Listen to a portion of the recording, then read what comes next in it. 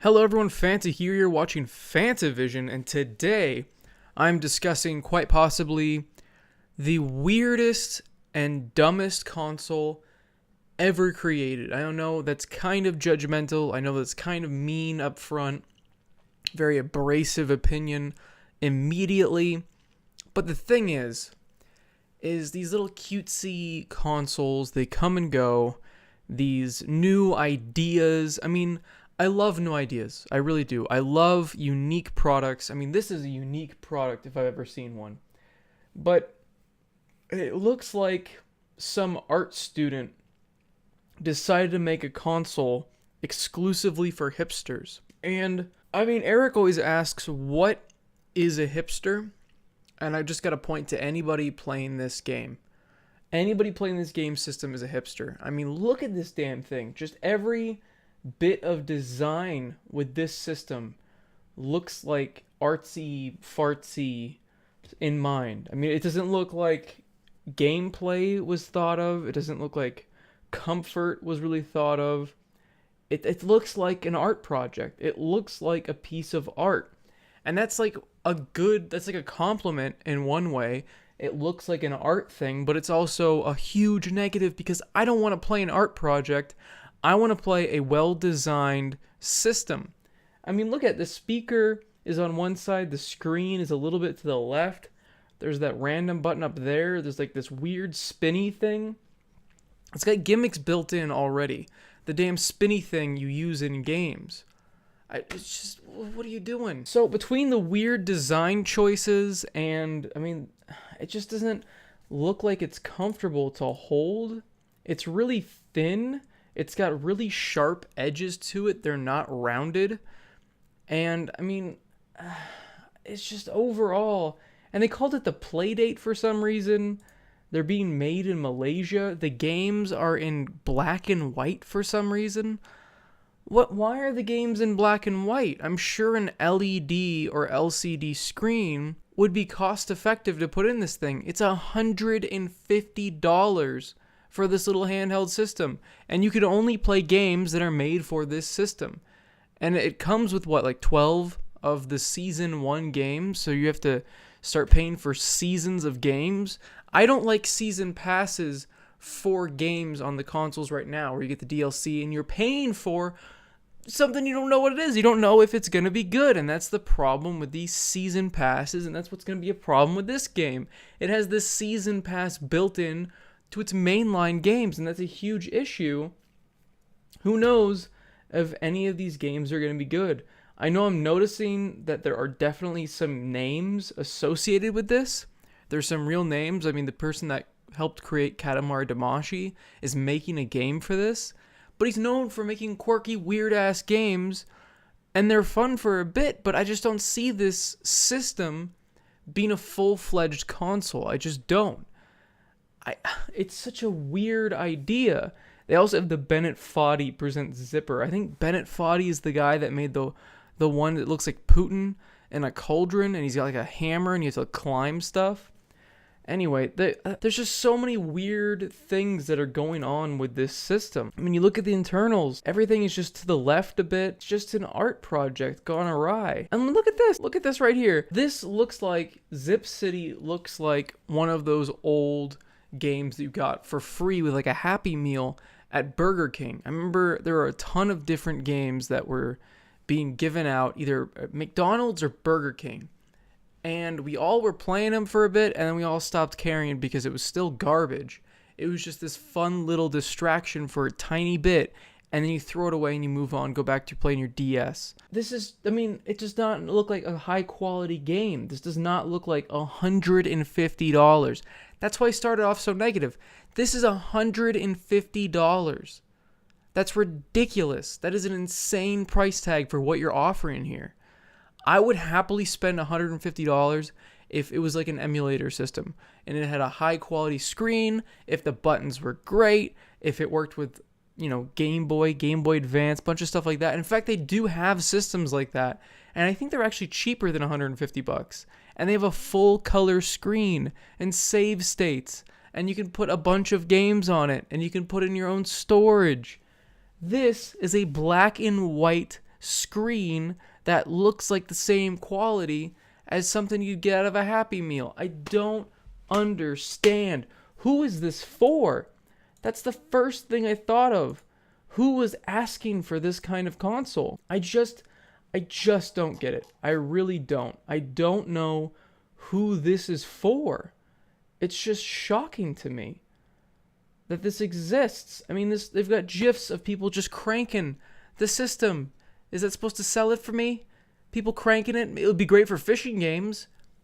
That's the only benefit I see of the little crank on here. Oh, you get to do Crankin's Time Traveler Adventure. You're just cranking it. And that's it. It's like a flip book. You're literally you're moving frames. You're not playing a game. So this is going to come out in 2020, and it's going to be $150. This is just the stupidest. I don't understand. I don't understand anything about this system. I don't get any of the ideas behind it. If people want to enter the console competition, I'm all for it. I love competition. It's great. It produces creativity, and you can see there is creativity in this. There's a serious amount of creativity, but they let the creativity go too far. They really did. It looks like a product made for a very niche crowd. It's not going to do well. It's not going to take off. It's going to crash. Remember the last interesting console, the Ouya? What happened to the Ouya? This is going to be even worse. I'm telling you right now. This is going to just bomb at launch. Nobody cares about a black and white handheld system. The Switch, just get a Switch, you know? The Switch has so many great games on it. Get a PSP and mod it. Get a PSP Go. I mean, look at this. This is $60, $60, $70. I don't know how much they're selling for nowadays. But it's so cool. Look at that. It flips up. You can mod it. You can put a bunch of games on it. You can put PS1. You can put PSP. You can do a bunch of stuff with this. This doesn't even have a color screen. I don't understand who this is for. $150. I just keep saying it because my mind I can't wrap my head around it. I just can't. If this was a new cartridge-based system, you'd be hitting the people in the nostalgia feels. They'd be like, oh my god, I'm buying cartridges again? That'd be sick. You make it look like Game Boy type cartridges. You're getting the nostalgia people. I understand you're getting the retro market. There's a market there for that. You've given a nice bright colored screen. That makes sense.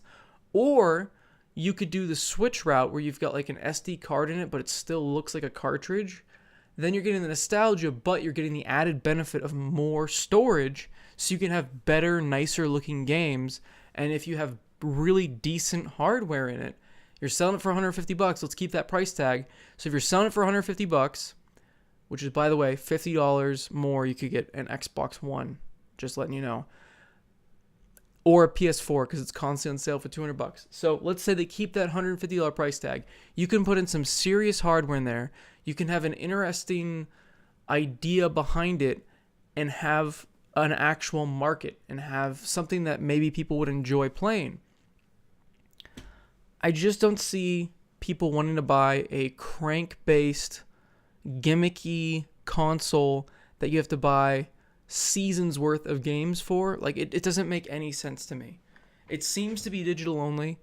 It's just, this whole project just baffles me. I don't know how it got past the prototyping phase. I don't know how it got past the discussion table.